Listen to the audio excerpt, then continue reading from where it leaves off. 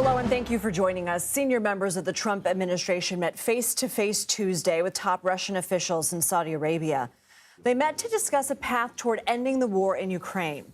The talks come less than a week after President Trump's phone call with Russian President Vladimir Putin. Noticeably absent representatives from Ukraine, representatives from Europe. Secretary of State Marco Rubio was asked about that. For 3.5 years while this conflict has raged, or 3 years while it's raged, no one else has been able to bring something together like what we saw today, because Donald Trump is the only leader in the world that can. So no one is being sidelined here. But President Trump is in a position that he campaigned on to initiate a process that could bring about an end to this conflict. Similar to what we heard from President Trump as well on Tuesday. Ukrainian President Volodymyr Zelensky has said his country would not accept the outcome of any peace talks unless Ukraine has a seat at the table. He postponed a Wednesday trip to Saudi Arabia after the country hosted the U.S.-Russia sit-down. Earlier Tuesday, President Trump was asked about Ukraine not getting an invite to the negotiations. I hear that, they're upset about not having a seat. Well, they've had a seat for 3 years and a long time before that. This could have been settled very easily. Just a half-baked negotiator could have settled this years ago. CBS News foreign correspondent Imtiaz Tyab is following this from London. Imtiaz? Well, in what's been described as a, quote, head-spinning reset of U.S.-Russia relations, both countries met in the Saudi Arabian capital and agreed to work together on ending the war in Ukraine. After more than 4.5 hours of talks, Secretary of State Marco Rubio said that both sides had agreed to work on what he described as a peace settlement for Ukraine, as well as to explore what he again described as, quote, the incredible opportunities that exist to partner with the Russians, both geopolitically and economically, with Sergei Lavrov, Russia's foreign minister, saying the American side had, and I'm quoting here again, had started to better understand Russia's positions. Whatever the case, the meeting was the most extensive negotiations in more than 3 years between the two global powers. It was also the latest swerve by the Trump administration in abandoning Western efforts to punish Russia for starting Europe's most destructive war in generations. It also signaled Mr. Trump's intention to roll back the Biden administration's approach towards Moscow, which focused on sanctions, isolation, and sending weapons to Ukraine that helped kill tens of thousands of Russian soldiers. Well, Russia, of course, is responsible for the deaths of tens of thousands of Ukrainians. Now, the two sides concluded their meeting by agreeing to appoint, quote, high-level teams to end the war and establish a diplomatic back channel to resolve bilateral issues. Europe and Ukraine, of course, were not invited. Back to you.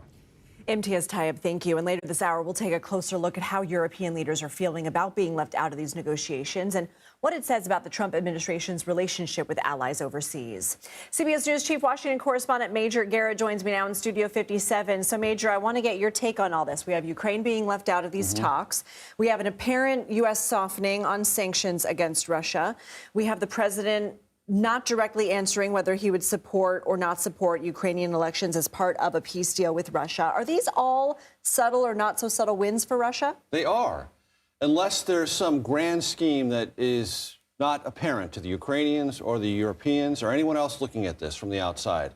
What could that grand scheme be? Well, soften up the Russians, conduct this big head fake that makes it sound as if you're copying every single one of their Ukraine war talking points, and then drive a super hard bargain in negotiations that are behind closed doors. That's a theoretical possibility.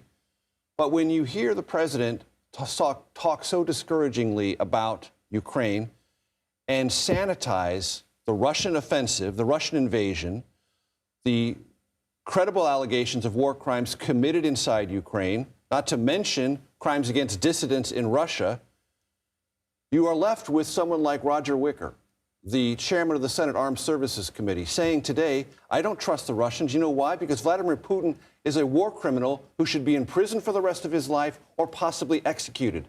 That's not me saying that. That's the chairman of the Armed Services Committee in the United States Senate, a Republican who is trying to remind the world, and not incidentally the Trump administration, about what they're dealing with and who they're dealing with and what their ambitions are and what their own sense of this conflict is. Is that reminder needed?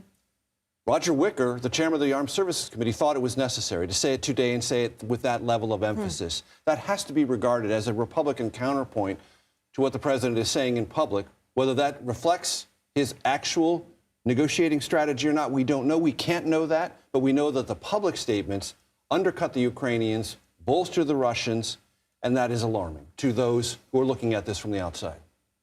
Domestically here, we also have 3 new executive actions that President Trump signed. One is an order, and it appears to give himself more authority and oversight over some of these independent agencies, FCC, Federal Elections Commission, FTC. What do you make of that order in particular? It's an effort by the White House to further codify unchecked unilateral executive power, even over independent agencies, not the ones that are quasi-independent, but they're designed by Congress and by federal law to be independent, to stand athwart of Congress and the executive branch to look at certain things from an independent perspective. Yes, there's influence. Some members are appointed by the president, but what that executive action says, it is the policy of this White House that only the president or the attorney general can speak for these agencies. That will be tested in federal court. The administration wants to have as many of these tests as it can. We talked about this last night. You win some, you lose some, but they believe net they will still enlarge the currently defined limits of executive power. Pushing the envelope. We keep hearing this repeated mandate. The fact sheet was very much written in that vein. We've also seen some resignations, some high-profile resignations in the government in the past 24 hours. We have Washington's top criminal prosecutor. We have the Social Security chief, the head of the FDA's food division. That's not counting all of the DOJ resignations that we have seen. Is this typical of a transition? We saw great turnover in the first Trump administration. Is this more of the same, or is this alarming people even within the administration? So it is a sign that people who are interacting with the incoming Trump administration do not believe there is any governance common ground, that they can't even have a conversation about how to run the agency, how to fulfill its understood mission, and carry it out its bureaucratic and legislative agenda items. There's no common ground. Their only alternative is to resign, and to resign what looks to be in protest to signal to the country at large something is happening that bears witnessing. Is that signal being heard? I don't know yet. We'll have to find out in lots of different ways. We'll find out in polling data over the weeks and months. We'll find out in any special elections or other things like that. If there's a pushback, if there's a sense that maybe things are moving too fast. But it is a signal. Whether the signal will be received and how it will be received, we have to wait and see. One of the dynamics we often look at is that between President Trump and Elon Musk. We know the two sat down for an interview last week that will be airing tonight. We know that some people are essentially saying that Musk is really the one pulling the strings.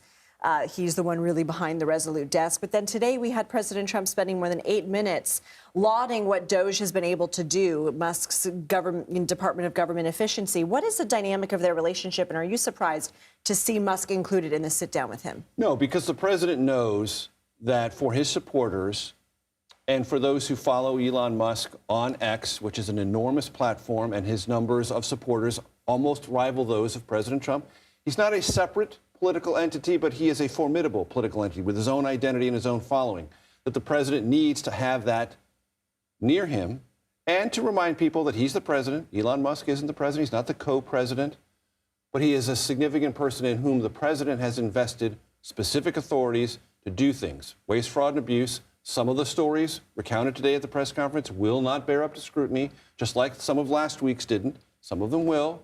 But in the main, the president wants this messaging. I've got the world's richest man answering to me to find waste, fraud, and abuse. Trump supporters will love it, even though many others not in the Trump political movement are, at several layers, alarmed. Major Garrett, we love having you in New York. We may not let you go back to Washington, even though it's in your title. Thank you. Others will talk about that and intervene, I suspect.